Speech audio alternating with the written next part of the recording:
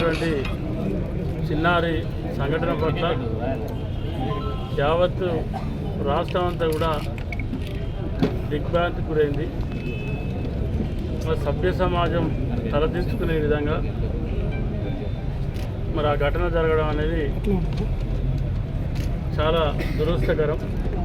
మరి దానికి సంబంధించి ఇవాళ మన మంత్రి అయినటువంటి శ్రీధర్ బాబు గారు, మంత్రి అయినటువంటి సీతక్క గారు, సహచర శాసనసభ్యులు సోదరుడు మక్కాన్ సింగ్ గారు, మరి నూతనంగా ఎన్నికైనటువంటి సోదరు గారు, వారితో పాటు నూతనంగా మరి ఈరోజే ఛార్జ్ తీసుకున్నటువంటి జిల్లా కలెక్టర్ గారు, సిపి గారు, డీసీపీ గారు, మరి వివిధ డిపార్ట్మెంట్లకు సంబంధించిన అధికారులందరూ కూడా రావడం జరిగింది. మరి సంబంధిత రైస్ మిల్లు యాజమాన్యం దగ్గర నుండి ఆ రోజు 5 లక్షలు ఇచ్చే విధంగా వారిని ఒప్పించడం జరిగింది.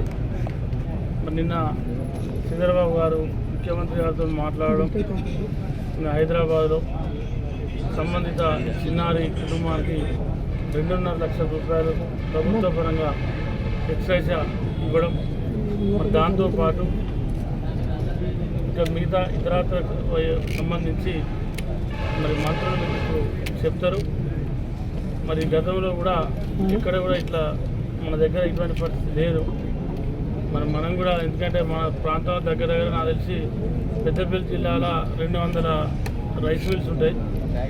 ఇది పెద్దవి కానీ చిన్నవి కానీ, బాయిల్ రైస్ మిల్ కానీ, రా రైస్ మిల్ కానీ, మరి గత చాలా సంవత్సరాల నుంచి వెళ్ళి మన ప్రాంతంలో మరి ఒడిశా కానీ, మధ్యప్రదేశ్ కానీ, బీహార్ నుంచి వెళ్ళి మరి ఏసంగి ప్యాడీ ప్రొక్యూర్మెంట్ అప్పుడు మరి పెద్దపల్లి జిల్లా రాష్ట్ర వ్యాప్తంగా పెద్ద ఎత్తున ప్యాడీ ప్రొక్యూర్మెంట్ జరిగేటువంటి జిల్లా కాబట్టి మరి ఈ ఫసల్లో మనకు ప్రతిసారి వచ్చేటువంటి దాదాపు 20 సంవత్సరాలు అవుతా ఉంది ఇట్లా బయట నుండి అమాలిసి రావడం. కానీ ఇటువంటి సంఘటన మనం ఎన్నడూ జరగలేదు. అది మరి మేమైతే చాలా కూడా బాధపడుతూ ఉన్నాం, చాలామంది కూడా బాధపడుతూ ఉన్నారు. సభ్య సమాజం నిజంగా కూడా ఎవరు కూడా అది అసలు చూస్తేనే మనకు చూడలేకపోతూ ఉన్నాం. అసలు అటువంటి పరిస్థితి కూడా ఏ తల్లిదండ్రులకు కావద్దు, సరే ఎవరికి జరగద్దు. అది అలా జరగడానికి ఘోరం జరిగిపోయింది.